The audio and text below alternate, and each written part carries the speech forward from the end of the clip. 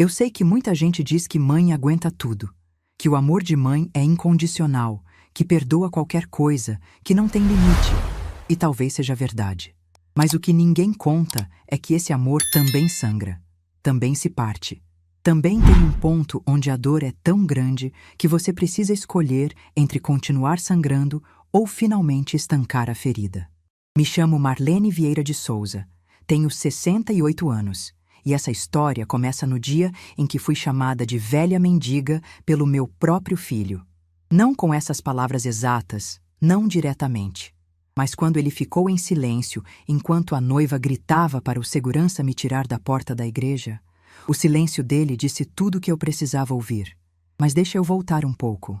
Deixa eu te contar como eu cheguei até aquele momento, parada na frente de uma igreja lotada, com um vestido que eu tinha comprado na promoção da loja popular, segurando um convite que eu mesma tinha recebido pelo correio como se fosse uma conhecida qualquer. Era uma manhã de sábado, fim de maio. O céu estava nublado, daquele jeito que fica antes de chover, mas o calor era de sufocar. Eu tinha acordado às 5 da manhã, mesmo sem precisar. A ansiedade não deixava dormir. Afinal, era o casamento do meu Eduardo, meu único filho. O menino que eu criei sozinha por mais de 30 anos, desde que o pai dele se foi num acidente de obra quando o garoto tinha apenas 6 anos. Passei a manhã toda me arrumando. Tomei um banho demorado, lavei o cabelo com aquele shampoo mais caro que eu guardava para ocasiões especiais. Passei creme no corpo, hidratante no rosto, todas aquelas coisas que a gente aprende a fazer quando quer estar bonita para alguém. Vesti o vestido azul marinho que tinha comprado especialmente para aquele dia. Era simples, mas elegante. Pelo menos eu achava que era. Arrumei meu cabelo num coque baixo, coloquei uns brincos pequenos que tinham sido da minha mãe, passei meu único batom, aquele tom de rosa antigo que eu usava desde sempre. Me olhei no espelho do guarda-roupa e me achei apresentável. Não era nenhuma modelo, claro. Tinha minhas rugas, minhas mãos marcadas pelo trabalho, meus cabelos já mais brancos do que pretos. Mas eu estava limpa, arrumada, digna. O casamento era às 4 da tarde, numa igreja grande no centro da cidade. Uma daquelas igrejas antigas, com vitral colorido e banco de madeira escura. A recepção seria num salão de festas ao lado, desses de luxo, com buffet caro e decoração importada. Tudo pago pela família da noiva, claro. Eu não tinha sido consultada sobre nada. Chamei um táxi porque não quis incomodar ninguém pedindo carona. Dei o endereço da igreja e fui olhando a cidade passar pela janela. Ribeirão Preto tinha mudado tanto desde que eu era jovem. Tantos prédios novos, tantas lojas, tanto movimento. E meu filho fazia parte desse mundo agora. Trabalhava numa multinacional, usava terno italiano, frequentava restaurantes que eu nem sabia pronunciar o nome. Eu tinha orgulho dele. Tinha mesmo. Mas também sentia que a cada promoção, a cada conquista, ele ia ficando mais longe de mim. O táxi parou na frente da igreja e eu paguei a corrida com dinheiro trocado. Desci do carro e fiquei ali um momento, olhando para aquela construção imponente. Tinha um tapete vermelho na entrada, arranjos de flores brancas por todo lado e um vai-vem de gente bem vestida subindo os degraus. Mulheres de salto alto e vestido de grife, homens de terno escuro, todos com aquele ar de quem pertencia àquele lugar. Respirei fundo e comecei a subir os degraus. Foi quando o segurança me parou. Era um homem grande, de terno preto e fone de ouvido, desses que parecem guarda-costas de filme. Ele estendeu a mão na minha frente e disse com voz firme, mas educada, que precisava ver meu convite. Eu abri a bolsa, tirei o envelope que tinha guardado com tanto cuidado e mostrei para ele. Ele olhou o convite, olhou para mim e franziu a testa. Disse que meu nome não estava na lista de convidados confirmados, que precisava verificar. Eu expliquei que era a mãe do noivo, que tinha recebido aquele convite pelo correio, que estava tudo certo. Ele pediu que eu esperasse e foi falar com alguém pelo rádio. Enquanto isso, os outros convidados passavam por mim, alguns olhando de canto, outros fingindo que não me viam. Eu fiquei ali, parada no topo da escadaria, segurando minha bolsa contra o corpo como se fosse um escudo. Senti meu rosto esquentar de vergonha. As pessoas deviam estar pensando que eu era penetra, que eu estava tentando entrar num lugar onde não fui chamada. Foram os 5 minutos mais longos da minha vida. E então ela apareceu. Fernanda surgiu na porta da igreja como uma visão. O vestido branco era daqueles de revista, cheio de renda e brilho, com uma cauda que parecia não ter fim. O véu estava preso num penteado elaborado e ela carregava um buquê de rosas brancas que devia ter custado mais do que meu aluguel do mês. Ela veio andando na minha direção com passos decididos, o rosto vermelho de raiva. Eu nem tive tempo de dizer nada. Ela parou na minha frente, olhou para mim de cima a baixo, com aquele olhar que eu conhecia bem, aquele olhar que ela sempre teve quando me via, e começou a gritar. As palavras saíram da boca dela como facadas. Eu não acredito que você teve a cara de pau de aparecer aqui. Olha para você. Olha essa roupa. Você quer estragar todas as minhas fotos? Quer que as pessoas pensem o que da família do meu marido? Eu tentei responder, tentei explicar que eu era a mãe do Eduardo, que eu tinha todo o direito de estar ali. Mas ela não me deixou falar. Virou para o segurança e gritou ainda mais alto para que todo mundo ouvisse. Segurança, tira essa velha mendiga daqui. Ela não está na lista. Não quero essa mulher no meu casamento. Velha mendiga. As palavras ecoaram na minha cabeça como um sino. Velha mendiga. Era assim que a mulher que meu filho tinha escolhido para passar a vida me via. Velha mendiga. Os convidados que estavam chegando pararam para olhar. Vi rostos conhecidos na multidão. Colegas de trabalho do Eduardo que já tinham ido na minha casa, que já tinham comido da minha comida, que já tinham me chamado de Dona Marlene com respeito. Agora me olhavam como se eu fosse uma estranha. Ninguém disse nada. Ninguém me defendeu. E então Eduardo apareceu. Ele veio correndo de dentro da igreja, o terno preto impecável, o cabelo penteado para trás com gel. Meu filho, meu menino. O bebê que eu amamentei, o garoto que eu ensinei a andar de bicicleta, o adolescente que eu ajudei a estudar para o vestibular. Ele veio correndo e por um segundo, um único segundo, meu coração se encheu de esperança. Meu filho ia me defender, ia colocar aquela mulher no lugar dela, ia dizer que eu era a mãe dele e que ninguém tinha o direito de me tratar daquela forma. Mas não foi isso que aconteceu. Eduardo chegou perto de mim, segurou meu braço com força e me puxou para o lado. Falou baixinho, quase sussurrando, com vergonha de que os outros ouvissem. Mãe, por favor, vá embora. Você está causando constrangimento. A Fernanda está nervosa, é o dia do casamento dela. A gente conversa depois. Eu te ligo amanhã, prometo. Eu explico tudo. Eu olhei para ele. Olhei bem dentro dos olhos dele procurando alguma coisa. Procurando o menino que um dia me abraçou chorando quando perdeu o pai. Procurando o adolescente que me fazia cartão no Dia das Mães, com papel crepom e purpurina. Procurando o filho que eu conhecia, que eu criei, que eu amava mais do que a minha própria vida. Mas não encontrei. Ali, na frente daquela igreja, segurando meu braço como se eu fosse uma criminosa, só havia um estranho. Um homem que tinha vergonha da própria mãe. Um homem que preferia me ver humilhada do que contrariar a noiva. Um homem que eu não reconhecia mais. Senti meus olhos arderem, mas não chorei. Não ia dar esse gostinho para ninguém. Não ia chorar na frente daquela mulher que me chamou de mendiga. Não ia chorar na frente daqueles convidados que assistiram tudo em silêncio. Não ia chorar na frente do meu filho que tinha acabado de me abandonar. Soltei meu braço da mão dele, devagar, com toda a dignidade que me restava.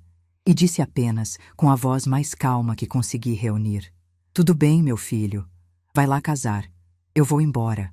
Virei as costas e desci aqueles degraus de cabeça erguida. Senti os olhares nas minhas costas. Ouvi os murmúrios, mas não olhei para trás.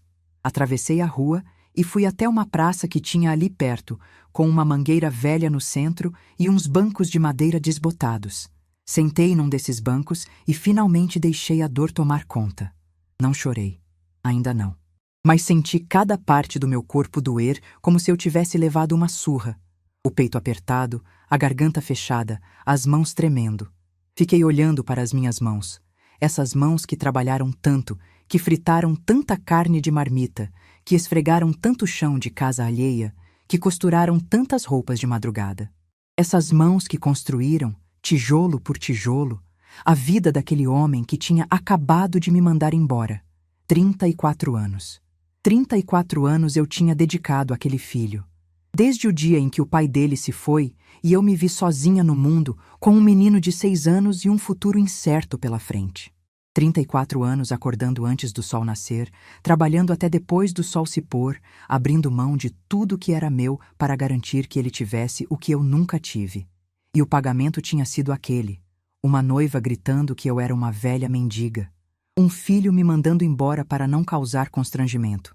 Fiquei ali naquele banco por um tempo que não sei medir. Minutos, talvez.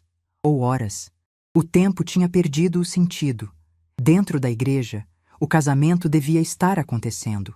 O padre devia estar fazendo aquelas perguntas, os noivos deviam estar trocando alianças, os convidados deviam estar aplaudindo. E eu estava ali, sozinha, num banco de praça, tentando entender onde foi que eu errei. Foi então que algo dentro de mim começou a mudar. Não foi raiva, não foi desejo de vingança, foi algo mais profundo. Uma clareza que eu nunca tinha sentido antes.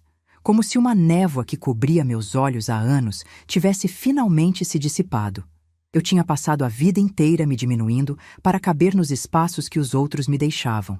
Tinha engolido desaforos, aceitado migalhas, fingido que não via os olhares de desprezo.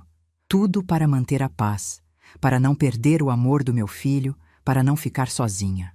E onde isso tinha me levado?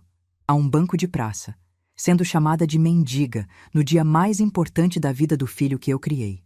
Peguei meu celular da bolsa. As mãos ainda tremiam um pouco, mas a voz saiu firme quando Dona Aparecida atendeu do outro lado. Pode vir, amiga. Estava certa. Aconteceu. Ela não perguntou nada. Apenas disse que estaria lá em 40 minutos. Desliguei o telefone e voltei a olhar para a igreja.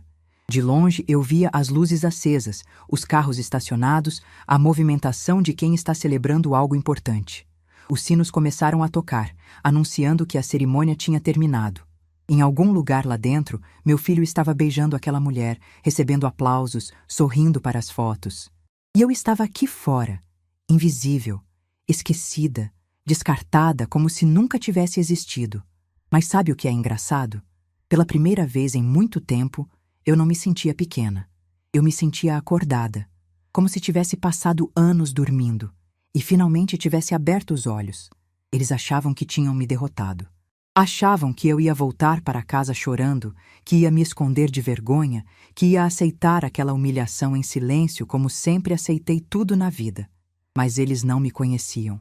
Não conheciam a verdadeira Marlene, a mulher que transformou uma indenização em patrimônio. A mulher que construiu um império silencioso enquanto todos achavam que ela era apenas uma velha que vendia marmita. A mulher que tinha mais poder do que qualquer pessoa naquela igreja sequer imaginava. E em breve, muito em breve, todos eles iriam descobrir. Para vocês entenderem o que aconteceu naquele casamento, eu preciso voltar no tempo. Preciso contar como uma viúva de 31 anos, com um filho pequeno e o coração despedaçado, conseguiu construir algo que ninguém jamais imaginou. Quando Geraldo se foi, eu tinha acabado de completar 31 anos. Eduardo tinha 6. A gente morava numa casa alugada no Jardim Paulista, um bairro simples de Ribeirão Preto, daqueles onde todo mundo conhece todo mundo e as crianças ainda brincam na rua até escurecer. Geraldo era mestre de obras. Trabalhava na construção de um edifício comercial no centro da cidade, um prédio de 12 andares que seria o mais moderno da região. Ele tinha orgulho daquele trabalho. Chegava em casa todo dia falando sobre as vigas, as fundações, o progresso da obra. Dizia que quando o prédio ficasse pronto, ia me levar para conhecer, que a gente ia subir até o último andar e ver a cidade inteira lá de cima. Ele nunca chegou a subir naquele último andar. Era uma terça-feira de manhã quando o telefone tocou. Eu estava lavando louça. Eduardo estava assistindo desenho na sala.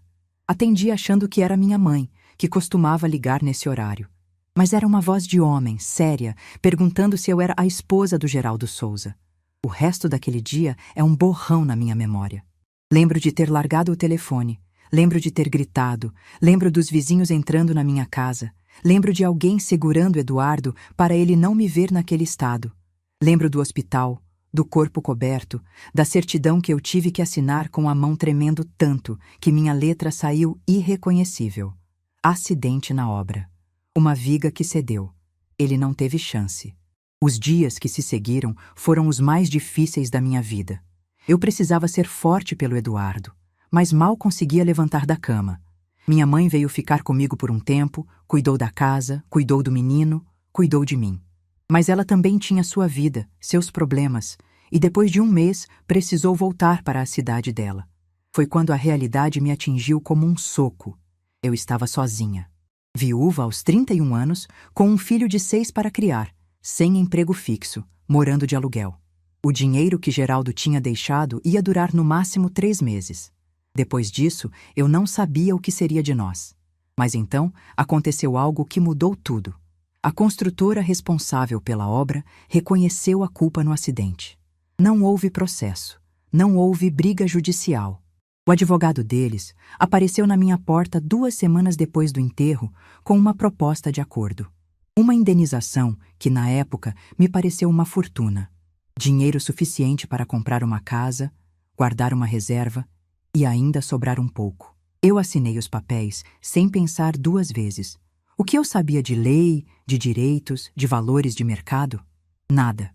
Hoje sei que aquela indenização foi muito menor do que deveria ter sido. Que a construtora se aproveitou da minha ignorância e do meu desespero para fechar um acordo rápido e barato. Mas na época, aquele dinheiro me pareceu uma bênção. Uma tábua de salvação num mar de incertezas. A primeira coisa que fiz foi ligar para minha sogra, Dona Zilda. Ela era uma mulher simples que tinha criado 5 filhos sozinha depois que o marido foi embora, e que sabia mais sobre sobrevivência do que qualquer professor de economia. Contei sobre o dinheiro, perguntei o que ela achava que eu devia fazer. A resposta dela ficou gravada na minha memória para sempre. Marlene, escuta o que eu vou te dizer. Dinheiro na mão de viúva nova desaparece rápido. Sempre aparece um parente precisando de empréstimo, um golpista oferecendo negócio da China, uma tentação de gastar com besteira. Você vai piscar e não vai ter sobrado nada. Então faz o que eu fiz quando fiquei sozinha. Compra tijolo. Tijolo não some. Tijolo não pede dinheiro emprestado. Tijolo não engana a viúva. Compra um terreno, uma casa, qualquer coisa, mas compra tijolo. Eu segui o conselho dela ao pé da letra. Procurei um corretor de imóveis e disse que queria comprar um terreno.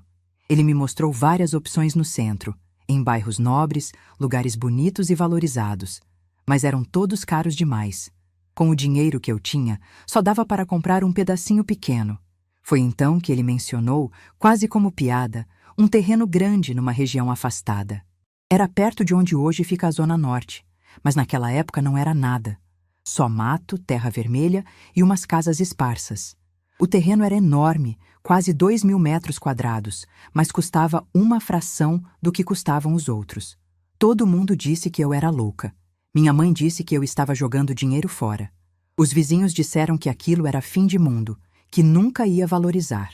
Até o próprio corretor ficou surpreso quando eu disse que queria comprar. Mas eu olhei para aquele terreno e vi alguma coisa. Não sei explicar o quê. Talvez fosse intuição, talvez fosse a voz de Dona Zilda ecoando na minha cabeça. Mas eu senti que aquele lugar tinha futuro, que a cidade ia crescer, que o progresso ia chegar, que um dia aquele terreno ia valer muito mais do que eu paguei. Assinei a escritura, guardei o documento numa pasta de plástico e nunca mais falei sobre aquilo com ninguém. Com o resto do dinheiro, aluguei uma casa um pouco melhor para mim e para o Eduardo, e comecei a trabalhar. Acordava às 4 da manhã para fazer marmitas que vendia de porta em porta. Deixava o menino na escola às 7 e passava o dia inteiro empurrando um carrinho de feira pelas ruas do bairro, oferecendo quentinhas para comerciantes, trabalhadores, qualquer um que tivesse fome e alguns trocados. À noite, depois de buscar Eduardo na escola, fazer o jantar e ajudar com a lição de casa, eu ainda costurava para fora. Bainhas, ajustes, consertos, qualquer serviço que aparecesse, eu pegava. Nos fins de semana, fazia faxina em casas de família. Trabalhava de segunda a segunda, sem descanso, sem folga, sem um único dia para mim. Foram anos assim. Anos em que eu não comprei uma roupa nova para mim.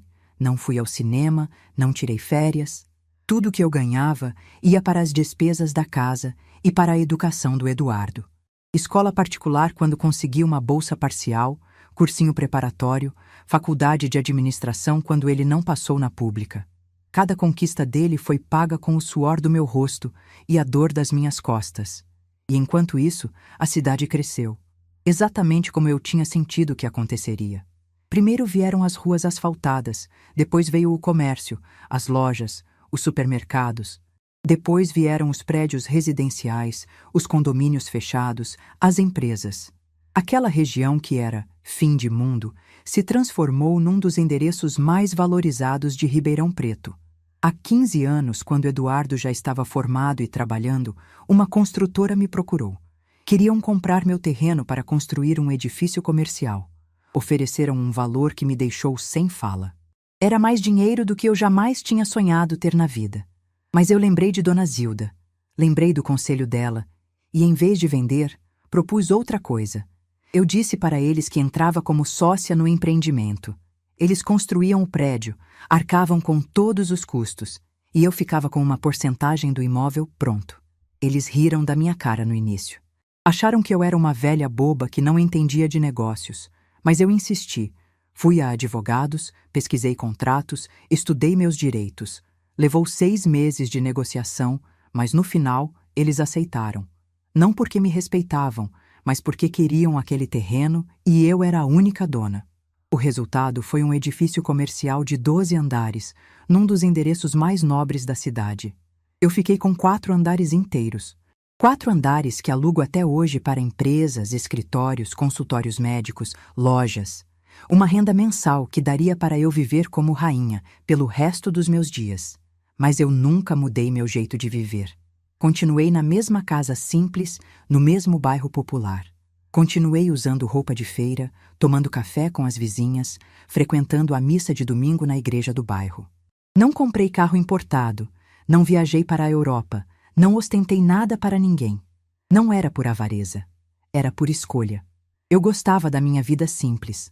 Gostava de conhecer os vizinhos pelo nome, de ir andando até a padaria, de sentar na calçada no fim da tarde para ver o sol se pôr. E também, confesso, eu queria ver quem me amava pelo que eu era, não pelo que eu tinha. Eduardo nunca soube da real extensão do meu patrimônio. Sabia que eu tinha uns imóveis, mas achava que eram casinhas simples que eu alugava por mixaria. Nunca perguntou detalhes, nunca se interessou pela minha vida financeira. Conforme foi subindo na carreira, foi se interessando cada vez menos por qualquer coisa relacionada a mim. E aqui está a ironia que nem ele sabia. A empresa multinacional onde Eduardo trabalhava, onde ele conheceu Fernanda, onde construiu toda a sua carreira de sucesso, funcionava em 2 andares do meu prédio. Meu filho era funcionário de uma empresa que me pagava aluguel todo mês. Mas ele nunca fez essa conexão, porque o prédio estava registrado no nome de uma holding que eu criei há anos, por orientação do meu contador. Ele trabalhava, literalmente, debaixo do meu teto. E nunca soube. Foram anos vivendo essa vida dupla. Para o mundo, eu era a Dona Marlene, a velhinha simpática que vendia marmitas e fazia faxina. Para o meu contador e o gerente do banco, eu era uma das clientes mais discretas e mais sólidas da carteira. Ninguém desconfiava, ninguém imaginava. E eu gostava assim. Acompanhei de longe a carreira do meu filho.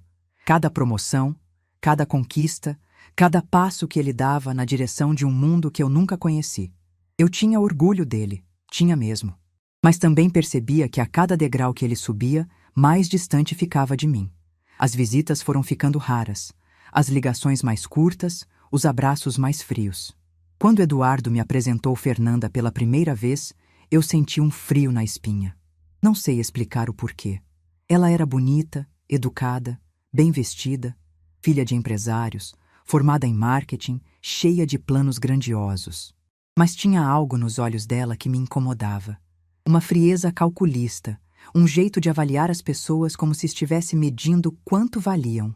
Como se todo mundo fosse uma transação, um negócio, uma oportunidade. Ela veio na minha casa apenas uma vez. Olhou para as paredes simples, para os móveis antigos, para a minha roupa de dona de casa, e eu vi o julgamento passar pelo rosto dela como uma sombra. Recusou o café que ofereci, ficou menos de 20 minutos e nunca mais voltou. Depois daquele dia, Eduardo passou a me visitar cada vez menos. Quando vinha, parecia constrangido, desconfortável. como se a minha casa fosse um lembrete incômodo de onde ele tinha vindo, de quem ele realmente era por baixo dos ternos italianos e dos sapatos de couro. O noivado foi anunciado sem que eu fosse consultada. O casamento foi marcado sem que eu fosse incluída nos preparativos. O convite chegou pelo correio, como se eu fosse uma colega distante do trabalho. E eu engoli tudo, porque era meu filho, porque eu o amava, porque achava que o amor de mãe tinha que aguentar qualquer coisa. Achava que se eu fosse paciente, se eu não reclamasse, se eu continuasse sendo a mãe perfeita que sempre fui, um dia ele ia voltar a me enxergar. Um dia ia perceber tudo o que eu tinha feito por ele. Um dia ia ter vergonha de ter tido vergonha de mim. Que ilusão! Mas sentada naquele banco de praça, depois de ser chamada de velha mendiga e expulsa do casamento do meu próprio filho, eu finalmente entendi uma coisa que deveria ter entendido há muito tempo.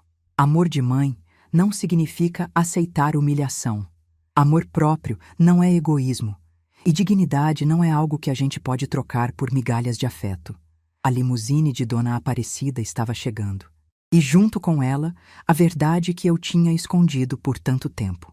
Estava na hora de todos saberem quem era a velha mendiga. Eu preciso contar uma coisa que não contei antes. Sobre Dona Aparecida, sobre o plano que a gente fez, sobre como eu não cheguei naquele casamento completamente despreparada para o que poderia acontecer. Dona Aparecida é minha vizinha há 32 anos. Ela se mudou para a casa ao lado da minha quando Eduardo ainda era criança, logo depois que eu comprei aquele terreno no fim de mundo. Naquela época, éramos as duas únicas mulheres sozinhas naquela rua de terra batida. Ela tinha acabado de se separar de um marido que bebia demais, eu tinha acabado de perder o meu para um acidente. A gente se reconheceu na dor uma da outra. Com o tempo, Aparecida se tornou mais do que vizinha. Se tornou amiga, confidente, a irmã que eu nunca tive. Foi ela quem cuidou do Eduardo quando eu precisava trabalhar até tarde. Foi ela quem me emprestou dinheiro no mês em que as marmitas não venderam. Foi ela quem segurou minha mão no dia em que eu assinei o contrato com a construtora, tremendo de medo de estar fazendo besteira. E foi ela também, a única pessoa no mundo que sabia de tudo. Do terreno, do prédio, da holding, dos 4 andares. Aparecida nunca contou para ninguém. Guardou meu segredo como se fosse dela. Uma semana antes do casamento, eu apareci na casa dela com o convite na mão e o coração apertado. Mostrei para ela o envelope que tinha chegado pelo correio. Mostrei a mesa onde eu tinha sido colocada, lá no fundo do salão, junto com gente que nem conhecia meu filho direito. Contei sobre o jantar de noivado, para o qual não fui convidada, sobre as reuniões de preparação das quais fui excluída, sobre os olhares de desprezo que Fernanda me lançava cada vez que nos cruzávamos. Aparecida ouviu tudo em silêncio, com aquela expressão séria que ela faz quando está pensando. Quando terminei de falar, ela foi até o quarto e voltou com uma mala vazia. Marlene, escuta o que eu vou te dizer. Eu conheço gente como essa Fernanda. Conheço esse tipo de família que mede as pessoas pelo tamanho da conta bancária. Eles não vão te tratar bem nesse casamento. Pode ser que eu esteja errada, pode ser que não aconteça nada. Mas por via das dúvidas, eu quero que você traga suas melhores roupas e deixe aqui comigo. Eu tentei argumentar. Disse que estava exagerando, que não ia precisar. Mas ela insistiu. Traz o vestido bonito que você comprou naquela viagem a São Paulo e nunca usou. Traz o broche de pérolas da sua mãe. Traz seus sapatos de salto. Deixa tudo aqui. Se der tudo certo, você vem buscar depois e a gente ri da minha paranoia. Mas se der errado, você vai ter uma opção. Eu trouxe. O vestido verde esmeralda de seda que eu tinha comprado numa viagem a São Paulo. O broche de pérolas que tinha sido da minha mãe, a única joia de verdade que ela me deixou. Os sapatos de salto que eu usava nas reuniões com meu contador. E combinei com a Aparecida que ela ficaria de sobreaviso no dia do casamento. Também deixei agendado um motorista de limusine. Paguei adiantado para ele ficar disponível a tarde inteira. Aparecida achou que eu estava sendo dramática. Eu também achei, mas aquele instinto de mãe me dizia que era melhor estar preparada. E agora, sentada naquele banco de praça, olhando para a igreja onde meu filho estava se casando sem mim, eu agradecia por ter ouvido aquela voz. 40 minutos depois da minha ligação, o carro de Aparecida parou na esquina da praça. Ela desceu correndo, com a mala na mão e os olhos cheios de uma fúria que eu raramente via nela. Eu sabia, Marlene. Eu sabia que aquela cobra ia aprontar alguma. Me conta tudo. Contei. Contei sobre o segurança, sobre os gritos de Fernanda, sobre as palavras que ainda ecoavam na minha cabeça. Velha mendiga. Contei sobre o silêncio de Eduardo, sobre a mão dele apertando meu braço, sobre o pedido para que eu fosse embora. Contei tudo, do começo ao fim, com a voz mais firme do que eu esperava. Quando terminei, Aparecida ficou em silêncio por um momento. Depois abriu a mala e tirou de lá o vestido verde esmeralda, cuidadosamente dobrado em papel de seda. Você vai voltar lá, ela disse. Não era uma pergunta. Era uma afirmação. Vou, respondi. E vai mostrar para aquela gente quem você é de verdade. Vou. Ela sorriu. Um sorriso pequeno, mas cheio de cumplicidade. Então vamos te arrumar, amiga. A festa mal começou. Me troquei no banco de trás do carro dela, com Aparecida, segurando uma toalha na janela para me dar privacidade. Tirei o vestido azul marinho simples que eu tinha comprado na promoção e vesti a seda verde esmeralda que deslizou pelo meu corpo como água. Prendi meu cabelo com o broche de pérolas da minha mãe, sentindo o peso familiar daquela joia contra a nuca. Calcei os sapatos de salto e retoquei a maquiagem com os produtos que Aparecida tinha trazido. Quando saí do carro, ela me olhou de cima a baixo e seus olhos se encheram de lágrimas. Marlene, você está linda. Parece uma rainha. Eu não me sentia uma rainha. Me sentia uma mãe com o coração partido. Mas também me sentia, pela primeira vez em muito tempo, dona das minhas próprias escolhas. A limusine chegou pontualmente, como eu tinha combinado. Era um carro preto, elegante, desses que chamam a atenção por onde passam. O motorista, um senhor educado chamado Seu Jorge, abriu a porta para mim com uma reverência discreta. Para onde, dona Marlene? Para a igreja, e depois para o salão de festas ao lado. Ele assentiu sem fazer perguntas. Aparecida apertou minha mão uma última vez antes de eu entrar. Vai lá mostrar para eles, amiga, e não abaixa a cabeça para ninguém. O trajeto até o salão durou menos de 5 minutos. Dentro da bolsa, além da maquiagem, havia uma pasta com documentos, a escritura do prédio, o contrato de locação com a empresa onde Eduardo trabalhava, e uma carta que eu tinha escrito há meses, numa noite de insônia. Uma carta onde eu explicava tudo: o terreno, a negociação, a holding, os 4 andares. Também havia uma notificação formal de não renovação do contrato de locação. A empresa onde Eduardo trabalhava ocupava 2 andares do meu prédio. O contrato vencia em 3 meses, e eu tinha decidido que não ia renovar. A limusine parou na frente do salão de festas. Através do vidro, eu podia ver a movimentação lá dentro. A cerimônia já tinha acabado. Os convidados estavam se acomodando para a recepção. Garçons circulavam com bandejas de champanhe, um quarteto de cordas tocava música suave, e no centro de tudo, Fernanda e Eduardo posavam para fotos com aquele sorriso ensaiado que casais usam em casamentos. Seu Jorge deu a volta no carro e abriu minha porta. Boa sorte, dona Marlene, ele disse baixinho. Eu agradeci com um aceno de cabeça e desci. O efeito foi imediato. Uma limusine preta parando na frente do salão chamou a atenção de todo mundo. Os seguranças se aproximaram, mas mantiveram distância respeitosa. Afinal, quem chega de limusine não costuma ser barrado. Eu caminhei pelo tapete vermelho com passos lentos e seguros. O vestido verde esmeralda brilhava sob as luzes do entardecer. O broche de pérolas capturava reflexos dourados. Eu não olhava para os lados. Apenas andava, com a postura de quem sabe exatamente quem é. Entrei no salão e o burburinho diminuiu. Vi rostos conhecidos me olhando sem reconhecer. Vi os mesmos colegas de Eduardo que tinham assistido minha humilhação, agora franzindo a testa, confusos. E então Fernanda me viu. Ela estava no centro do salão, segurando o buquê de rosas brancas, posando para mais uma foto. O fotógrafo estava prestes a clicar quando ela virou o rosto na minha direção. Nossos olhos se encontraram. Eu vi o exato momento em que ela me reconheceu. Primeiro foi a confusão, depois o choque. A cor sumiu do rosto dela. A boca se abriu, mas nenhum som saiu. E então, Num gesto que eu vou lembrar pelo resto da minha vida, as mãos dela simplesmente se abriram. O buquê caiu no chão. As rosas brancas se espalharam pelo mármore. O fotógrafo abaixou a câmera. Um silêncio estranho começou a se espalhar pelo salão. Eduardo, que estava de costas conversando com alguém, virou para ver o que tinha acontecido. Viu o buquê no chão. Viu Fernanda paralisada.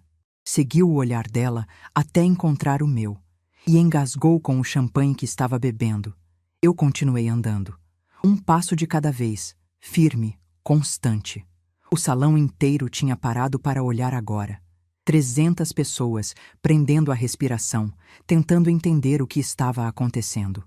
Quem era aquela mulher? Por que a noiva tinha largado o buquê? Por que o noivo estava tossindo como se tivesse visto um fantasma? Parei a 3 passos de Fernanda. Ela ainda não tinha se movido. Ainda não tinha conseguido formar uma frase. Os olhos dela iam do meu rosto para o meu vestido, do vestido para o broche, do broche para os sapatos, como se estivesse tentando fazer as peças de um quebra-cabeça se encaixarem. Foi ela quem quebrou o silêncio primeiro. A voz saiu esganiçada, quase irreconhecível. Dona Marlene? Como a senhora... Eu não respondi à pergunta. Em vez disso, tirei da bolsa o envelope que tinha preparado e estendi na direção de Eduardo. Filho, eu disse com a voz clara e firme, alta o suficiente para que as pessoas ao redor ouvissem. Eu vim aqui para te dar meu presente de casamento. Não é o presente que você esperava, mas é o presente que você merece. Eduardo pegou o envelope com as mãos tremendo. Abriu. Tirou os documentos e a carta. Começou a ler. Eu observei o rosto dele enquanto as palavras faziam sentido. Vi a confusão dar lugar ao choque. Vi o choque dar lugar a algo que eu nunca tinha visto nos olhos do meu filho antes. Medo. Fernanda arrancou os papéis da mão dele. Começou a ler, os olhos correndo pelas linhas. Quando chegou na parte sobre a holding, sobre os 4 andares, sobre o fato de que a empresa onde Eduardo trabalhava funcionava num imóvel meu, ela empalideceu. E quando chegou na notificação de não renovação, começou a gritar. Isso não pode ser verdade. Eduardo, isso é mentira. Você não pode deixar ela fazer isso. O pai dela, um homem corpulento de cabelos grisalhos, se aproximou. Tomou os documentos e começou a examinar com olhos de quem entende de negócios. Eu fiquei em silêncio, esperando, deixando que a verdade falasse por si mesma. Quando o pai de Fernanda terminou de ler, ele me olhou com uma expressão que misturava surpresa e algo parecido com respeito relutante. A senhora é a proprietária do edifício Monteiro? Ele perguntou. De 4 andares dele, respondi. Os 2 mais altos, que têm a melhor vista da cidade. E mais 2 no meio, onde funciona a empresa que emprega meu filho. O silêncio que se seguiu foi absoluto. 300 pessoas sem respirar. Fernanda me olhou com os olhos cheios de lágrimas de raiva. A senhora não pode fazer isso. Aquele é o emprego do Eduardo. A empresa vai ter que se mudar, vai perder clientes, ele pode até perder o cargo. A senhora não pode destruir a vida do seu próprio filho. Eu dei um passo na direção dela. Um único passo, mas que fez ela recuar instintivamente. Destruir a vida dele? Repeti. Minha filha, eu construí a vida dele, tijolo por tijolo, marmita por marmita. Enquanto você estava em colégio suíço, aprendendo a olhar para as pessoas de cima, eu acordava às 4 da manhã para garantir que meu filho tivesse o que comer. Virei para Eduardo. Você me chamou de constrangimento. Sua noiva me chamou de velha mendiga. E vocês acharam que podiam me humilhar e eu ia simplesmente voltar chorando. Dei mais um passo na direção dele. Mas sabe o que vocês esqueceram? Esqueceram de onde você veio. Esqueceram quem te carregou quando você não sabia andar. Minha voz não tremeu. Meus olhos não lacrimejaram. Eu sou sua mãe, Eduardo, e mendiga é quem vive de aparências, não quem constrói impérios em silêncio. Virei as costas e comecei a caminhar em direção à saída. Atrás de mim, ouvi Fernanda começar a gritar algo. Ouvi Eduardo chamar meu nome, ouvi o burburinho dos convidados explodindo em comentários. Mas não parei, não olhei para trás. Seu Jorge já estava com a porta da limusine aberta quando saí do salão. Para casa, Dona Marlene? Entrei no carro e sentei. Respirei fundo pela primeira vez desde que tinha descido ali. Para casa, seu Jorge. Meu trabalho aqui está feito. Enquanto a limusine se afastava, eu vi pelo retrovisor Fernanda ajoelhada no chão do salão, tentando juntar as pétalas do buquê destruído. Eduardo estava parado ao lado dela, mas não a ajudava. Ele olhava na direção do carro com uma expressão que eu não conseguia decifrar. E pela primeira vez naquele dia, eu sorri. Os dias que se seguiram ao casamento foram os mais silenciosos da minha vida.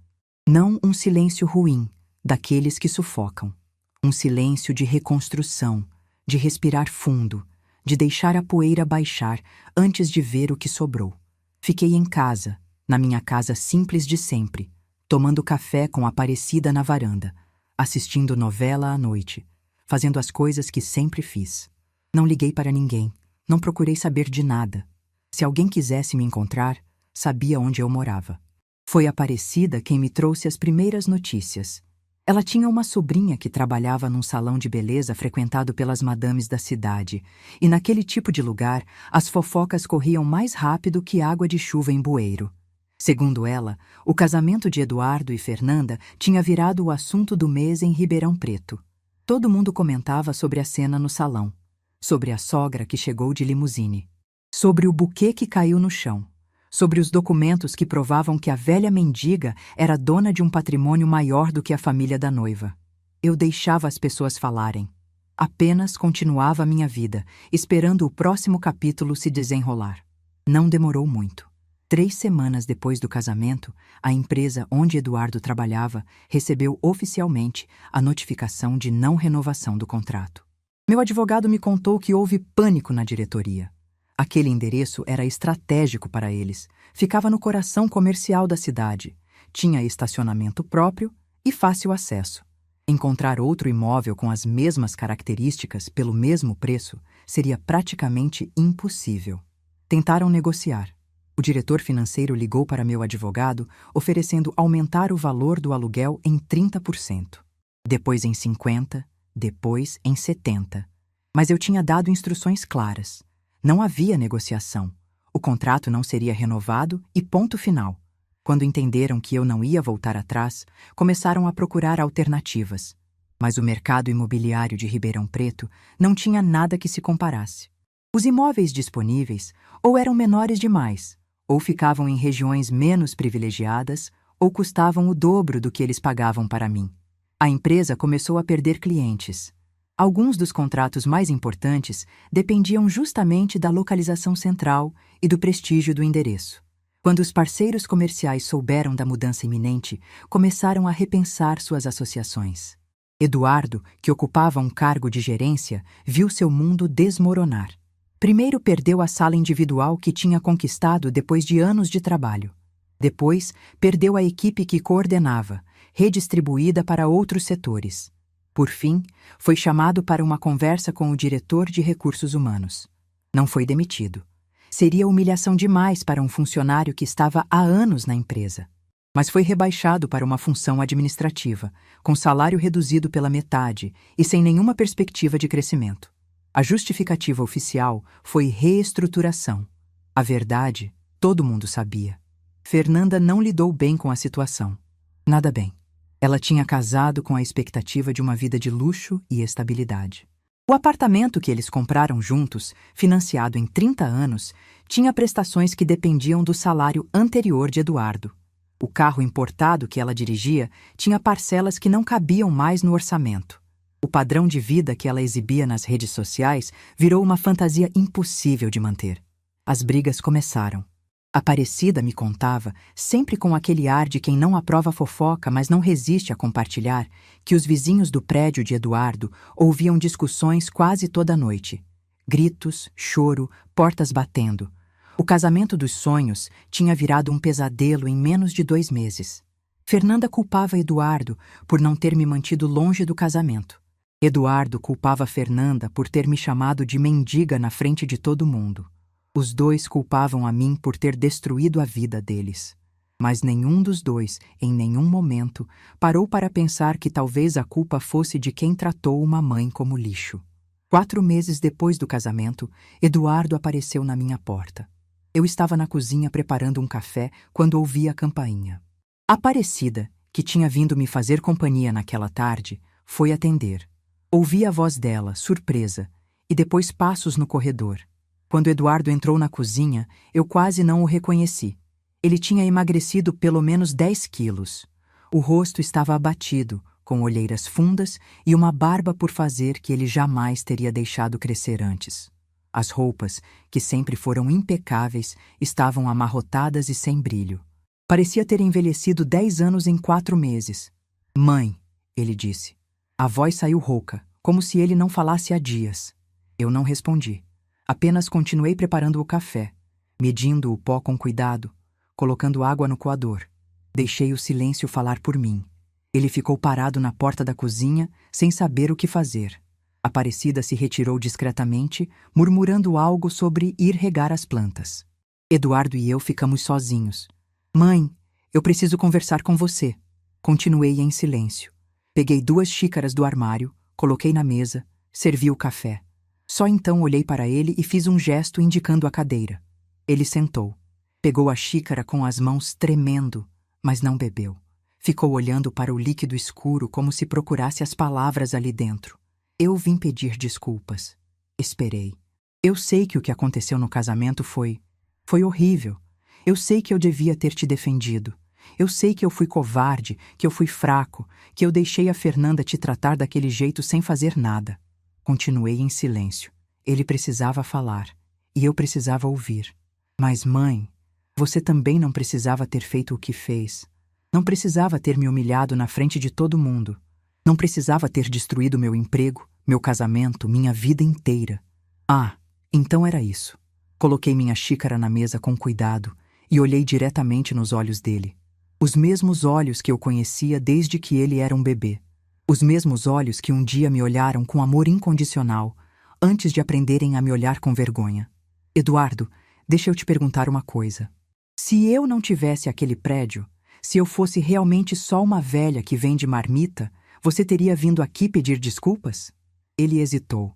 Foi só um segundo, mas foi o suficiente. Claro que sim, mãe. Você é minha mãe. Então por que você não veio antes? Por que esperou 4 meses? Por que só apareceu agora, depois de perder o emprego e estar brigando com a Fernanda todo dia? O rosto dele ficou vermelho. Ele abriu a boca para responder, mas eu levantei a mão. Eu vou te dizer por quê. Porque você não veio pedir desculpas. Você veio pedir que eu mude de ideia sobre o contrato. Você veio porque está desesperado, não porque está arrependido. Não é verdade, mãe. Eu estou arrependido, sim. Arrependido do quê, exatamente? De ter me tratado como invisível durante anos? De ter deixado sua noiva me chamar de mendiga? De ter me mandado embora do seu casamento como se eu fosse uma penetra? Ele não respondeu. Ou arrependido de ter descoberto que a mãe que você desprezava era mais do que você imaginava? Arrependido de ter apostado no cavalo errado? Mãe, não é assim. É assim sim, Eduardo. É exatamente assim. Levantei da mesa e fui até a janela. Lá fora, o sol da tarde pintava o céu de laranja. O mesmo sol que brilhava quando eu carregava Eduardo no colo, quando ele era pequeno demais para ter vergonha de mim. Você sabe qual foi o dia mais feliz da minha vida? Foi quando você nasceu. Eu olhei para aquele bebê e jurei que ia fazer qualquer coisa para te dar uma vida melhor do que a que eu tive. E eu fiz. Trabalhei até minhas mãos sangrarem. Abri mão de tudo que era meu. Vivi anos usando a mesma roupa para você poder ter uniforme novo. Virei para olhar para ele. E sabe qual foi o dia mais triste? Não foi quando seu pai morreu, embora isso tenha me destruído. Foi quando eu percebi que meu filho tinha vergonha de mim. Que o menino que eu criei com tanto sacrifício me via como um constrangimento. Eduardo abaixou a cabeça. Vi uma lágrima escorrer pelo rosto dele, mas não me comovi. Eu tinha chorado lágrimas demais por causa daquele homem. Mãe, eu errei. Eu sei que errei. Mas você também errou. Você destruiu minha vida para se vingar. Não, Eduardo. Eu não destruí sua vida. Eu apenas parei de sustentá-la. Tem uma diferença muito grande entre as duas coisas. Voltei para a mesa e sentei na frente dele. Aquele contrato de aluguel estava abaixo do preço de mercado. Você sabe por quê? Porque quando eu descobri que a empresa onde você trabalhava era minha inquilina, eu quis te ajudar. Mesmo sem você saber, mesmo sem você merecer, eu quis facilitar as coisas para você. Baixei o valor, renovei sem reajuste, fiz tudo o que podia fazer sem me revelar. Eu não sabia, mãe. Claro que não sabia. Você nunca se interessou em saber nada sobre a minha vida. Nunca perguntou como eu estava, como eu me sustentava, se eu precisava de alguma coisa. Você só aparecia quando precisava de algo. E quando não precisava, eu era invisível. O silêncio que se seguiu foi longo e pesado. O que você quer que eu faça, mãe? Eu não quero que você faça nada, Eduardo. Essa é a questão. Eu passei a vida inteira fazendo coisas por você, sem esperar nada em troca. E você passou a vida inteira achando que isso era obrigação minha, não amor. Levantei novamente e fui até o armário. Tirei de lá uma pasta que eu tinha guardado semanas antes, esperando por esse momento. Aqui dentro tem uma proposta. Um empréstimo para você abrir seu próprio negócio. Não é presente, é empréstimo mesmo, com contrato e tudo. Você paga de volta quando puder, com juros justos. Eu não vou te dar dinheiro de graça, mas vou te dar uma chance de recomeçar. Coloquei a pasta na mesa, na frente dele. Mas tem uma condição. Você vai ter que construir isso com suas próprias mãos, do zero, como eu fiz. Vai ter que acordar cedo, trabalhar até tarde, suar a camisa. E vai ter que fazer isso sem a Fernanda do seu lado, porque aquela mulher não te ama. Ela ama o que você podia oferecer. E quando isso acabou, o amor dela também acabou. Eduardo olhou para a pasta sem tocá-la. E se eu não aceitar? Então você vai embora dessa casa e segue sua vida como puder. Eu vou continuar sendo sua mãe, porque isso ninguém pode tirar de mim. Mas não vou mais me humilhar por você. Não vou mais implorar por migalhas de atenção. Não vou mais fingir que está tudo bem quando não está. Ele ficou em silêncio por um longo tempo. Eu vi as engrenagens girando na cabeça dele, pesando opções, calculando riscos. O filho que eu criei sempre foi bom com números. Finalmente ele pegou a pasta, abriu, leu os documentos com atenção. Por que você está fazendo isso, mãe? Depois de tudo que eu fiz? Porque você é meu filho. E porque eu acredito que ainda existe, em algum lugar dentro de você, o menino que um dia me fez cartão de Dia das Mães com papel crepom. O menino que me abraçava quando tinha medo de trovão. O menino que eu amei antes de você aprender a ter vergonha de mim. Levantei e fui até a porta da cozinha. Mas eu preciso que você entenda uma coisa, Eduardo. Essa é a última chance que eu te dou. Se você pegar esse dinheiro e continuar me tratando como tratava antes, acabou. Não vai ter mais conversa, não vai ter mais oportunidade. Eu vou seguir minha vida e você vai seguir a sua, e a gente vai ser apenas duas pessoas que dividem um sobrenome. Ele levantou da cadeira, ainda segurando a pasta. Eu preciso pensar, mãe. Pense o tempo que precisar. A porta vai estar aberta quando você decidir. Eduardo foi embora naquela tarde carregando a pasta e um peso que eu esperava que fosse o começo de alguma coisa. Não sabia se ele ia aceitar minha proposta ou não. Não sabia se nosso relacionamento tinha salvação. Não sabia de muita coisa, mas sabia de uma. Eu tinha feito minha parte. O resto era com ele. Aparecida voltou, depois que ouviu a porta da frente fechar. Me encontrou na varanda, olhando para o céu que escurecia. Como foi? Ela perguntou. Plantei uma semente. Agora é esperar para ver se nasce alguma coisa ou se o terreno estava seco demais. Ela sentou do meu lado e segurou minha mão. Você fez a coisa certa, Marlene. Eu sei, mas fazer a coisa certa nem sempre significa que vai dar certo. Ficamos ali em silêncio, duas amigas velhas olhando a noite chegar, esperando pelo próximo capítulo de uma história que ainda não tinha terminado. Eduardo levou 3 semanas para me dar uma resposta. 3 semanas em que eu acordava todo dia olhando para o telefone, esperando uma ligação que não vinha. 3 semanas em que Aparecida me fazia companhia na varanda, fingindo que não estava preocupada comigo, enquanto eu fingia que não estava preocupada com ele.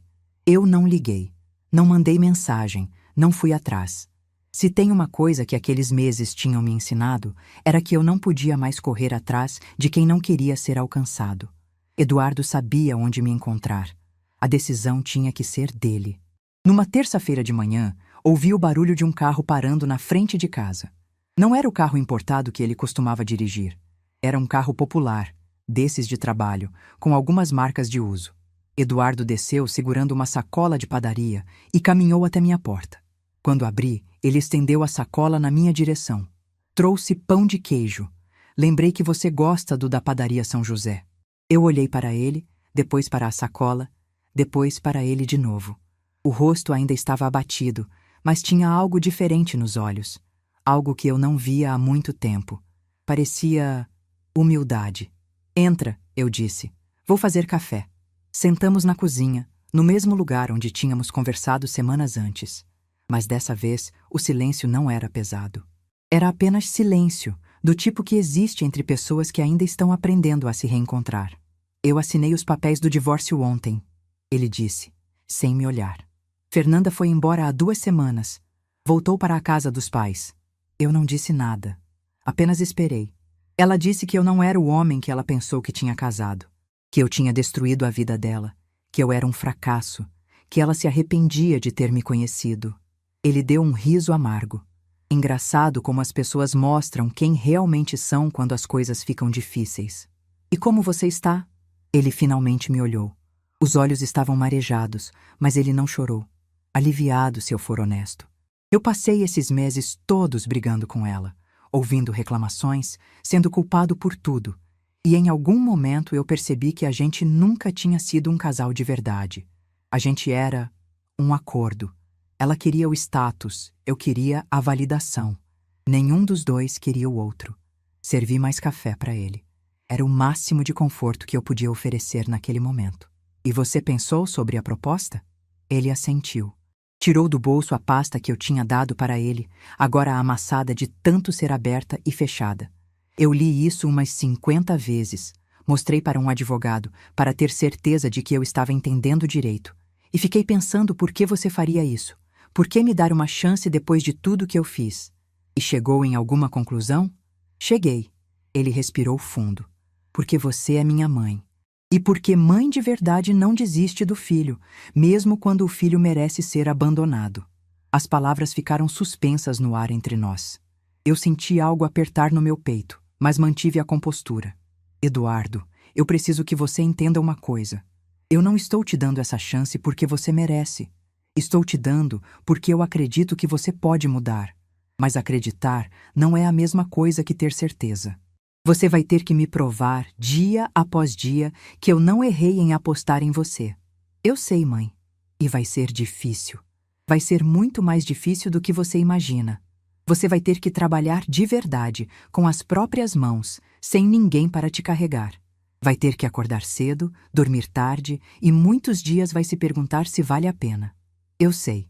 Você sabe mesmo? Porque você nunca trabalhou assim na vida. Você sempre teve alguém segurando sua mão, facilitando seu caminho. Primeiro eu, depois a empresa, depois a Fernanda e a família dela. Você nunca construiu nada do zero. Ele abaixou a cabeça, mas não discordou. Pois é isso que você vai fazer agora, construir do zero. E eu vou estar aqui para te apoiar, mas não para te salvar. Se você cair, eu ajudo a levantar. Mas se você desistir, acabou. Eu não vou desistir, mãe. Veremos. Eduardo aceitou a proposta naquele dia. Assinamos o contrato de empréstimo na mesa da minha cozinha, com Aparecida como testemunha. Não era uma quantia enorme, mas era o suficiente para ele começar algo pequeno. Ele escolheu abrir uma lanchonete. Não num bairro nobre, não num shopping center. No mesmo bairro onde eu o criei, onde ele andava de bicicleta quando era menino, onde os vizinhos ainda lembravam do garoto magricela que ajudava a mãe a carregar as quentinhas. A lanchonete ficava numa esquina movimentada, perto de um ponto de ônibus. Era um espaço pequeno, com balcão de inox, algumas mesas de plástico e uma cozinha apertada nos fundos. Nada de luxo, nada de ostentação. Apenas um lugar honesto para servir comida honesta. Eu fui na inauguração. Cheguei cedo antes de abrir. E encontrei Eduardo de avental, fritando os primeiros salgados do dia. Ele estava suado, com farinha no cabelo e um sorriso nervoso no rosto. O que você acha, mãe? Olhei ao redor. As paredes ainda precisavam de uma pintura melhor. As cadeiras eram de segunda mão. E o letreiro da fachada tinha sido feito à mão por ele mesmo. Mas estava limpo. Estava organizado. E tinha um cheiro bom de café fresco e massa folhada. Acho que seu pai ia ter orgulho, eu disse. Vi os olhos dele se encherem de lágrimas, mas ele se controlou. Apenas assentiu e voltou para a fritadeira. Aquele foi o começo de uma jornada longa. Nos primeiros meses, a lanchonete quase não dava lucro. Eduardo trabalhava 12, 14 horas por dia, fazendo de tudo. Cozinhava, atendia, limpava, fechava o caixa. Muitas noites ele chegava em casa exausto demais até para comer. Mas ele não desistiu. E aos poucos, as coisas começaram a melhorar. Os vizinhos do bairro, que ainda lembravam da dona Marlene e suas marmitas, começaram a aparecer. Primeiro por curiosidade, depois por hábito. O café de Eduardo era bom, os salgados eram fartos e ele tratava todo mundo pelo nome, como gente, não como cliente. 1 ano depois da inauguração, a lanchonete já tinha fila no horário de almoço. Eduardo contratou 2 funcionários e começou a pagar as parcelas do empréstimo antes do prazo. Não era rico, não ia ficar milionário vendendo coxinha, mas era dono do próprio nariz, do próprio suor, da própria história. E toda semana, sem falta, ele aparecia na minha casa para tomar café. No começo, as visitas eram estranhas. A gente não sabia direito como conversar, o que dizer, como preencher os silêncios. Anos de distância tinham criado um abismo entre nós, e pontes não se constroem da noite para o dia. Mas a gente foi tentando. Ele me contava sobre a lanchonete, sobre os clientes, sobre os desafios de ser dono de um negócio. Eu contava sobre minhas coisas, sobre as amigas do grupo de terceira idade, sobre as novelas que eu estava assistindo. Conversas pequenas, sem profundidade, mas que aos poucos foram criando um novo terreno entre nós. Teve um dia, uns 8 meses depois que ele abriu a lanchonete, que ele chegou na minha casa com uma expressão diferente. Sentou na cozinha, aceitou o café, mas ficou em silêncio por um longo tempo. Mãe, posso te perguntar uma coisa? Pode. Por que você nunca me contou sobre o prédio? Sobre o dinheiro? Por que escondeu isso de mim a vida toda? Eu suspirei. Sabia que essa pergunta viria em algum momento. Porque eu queria saber se você me amava pelo que eu era, não pelo que eu tinha. E durante muito tempo, eu tive medo da resposta. E agora? Agora você sabe? Olhei para ele. Para aquele homem de 40 e poucos anos, com as mãos calejadas de trabalho, com olheiras de quem acorda às 5 da manhã, com a humildade de quem finalmente aprendeu o valor das coisas. Agora eu sei que você está aprendendo a me amar pelo que eu sou. E isso, meu filho, vale mais do que qualquer prédio. Ele não disse nada. Apenas se levantou, deu a volta na mesa e me abraçou. Um abraço de verdade, apertado, do tipo que ele não me dava desde que era criança. Ficamos assim por um tempo, mãe e filho, finalmente se reconhecendo depois de anos perdidos. Hoje, 3 anos depois daquele casamento, eu posso dizer que minha vida é diferente. Não melhor, nem pior. Apenas diferente. Eduardo e eu temos uma relação que nunca tivemos antes. Ele vem me visitar toda semana, às vezes traz comida da lanchonete, às vezes só vem para conversar. A gente discorda de muita coisa, briga de vez em quando, mas sempre faz as pazes, como família de verdade faz. Ele conheceu uma moça há alguns meses.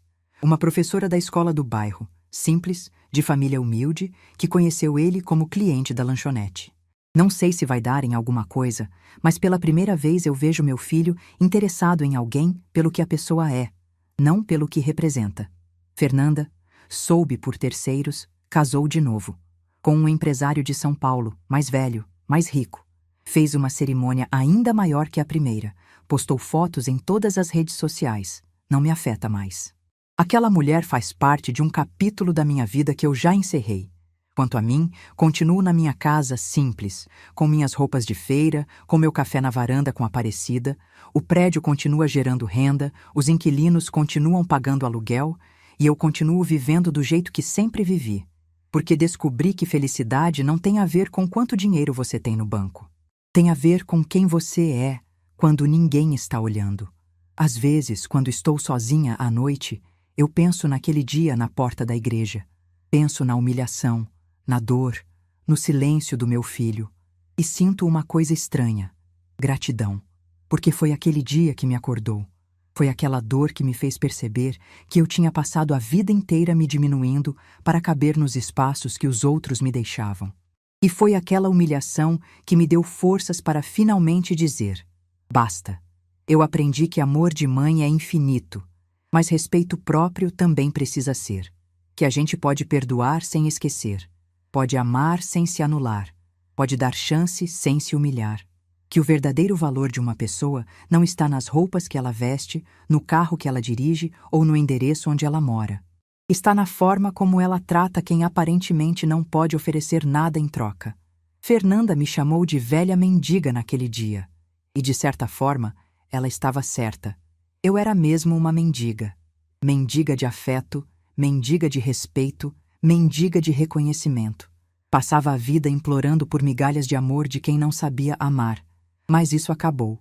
Hoje eu não mendigo mais nada. Não imploro atenção. Não aceito desrespeito. Não troco minha dignidade por migalhas. Eu sei quem eu sou. Sei o que eu construí. Sei o que eu valho. E quem quiser fazer parte da minha vida vai ter que me tratar como eu mereço. Meu silêncio naquele dia, quando desci os degraus da igreja de cabeça erguida, foi a coisa mais difícil e mais importante que eu já fiz. Porque foi o silêncio de uma mulher que finalmente entendeu que se respeitar não é egoísmo, é sobrevivência. E se essa história servir para alguma coisa, que sirva para isso, para mostrar que nunca é tarde para se levantar. Que não importa quantos anos você tem, quantas vezes você caiu, quantas pessoas te fizeram sentir pequena, você pode sim reescrever sua história. Você pode sim exigir respeito. Você pode sim escolher sua própria dignidade, porque no fim das contas, a única pessoa que pode te fazer sentir como mendiga é você mesma. E a única pessoa que pode te fazer sentir como rainha também. Eu escolhi ser rainha da minha própria vida. E você, o que escolhe? Se essa história tocou seu coração, deixe seu like, se inscreva no canal e comente aqui embaixo. No meu lugar, o que você faria? Sua mensagem pode iluminar o dia de alguém.